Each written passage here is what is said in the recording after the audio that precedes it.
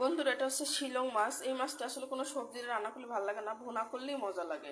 প্রথমে আমি গরম তেলে একটু জিরা ফোড়ন দিয়ে নিলাম। জিরাটা ফোড়ন হয়ে গেলে পেঁয়াজ দিয়ে দিই। এখন দিয়ে দিলাম কিছু টমেটো, আদা, রসুন, জিরা ও লবণ দিয়ে দিচ্ছি। আসলে মাছটা আমি অত মশলা দিব না, কারণ এইসব মাছে একটু হালকা মশলা দিলে ভালো লাগে, পাতলা পাতলা ঝোল থাকবে, এটা অনেক মজা লাগবে খেতে। বন্ধুরা, হলুদ মরিচের গুঁড়ো দিয়ে দিচ্ছি। মশলাটা সুন্দর করে কষায় নিব। এই চুলায় আবার বসা দিচ্ছি একটু লাল শাক ভাজি।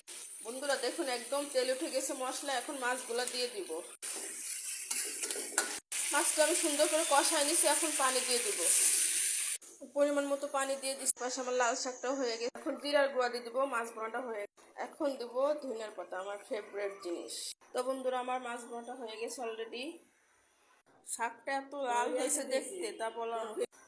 তো বন্ধুরা অবশ্যই কমেন্ট এবং লাইক দিতে ভুলবেন না।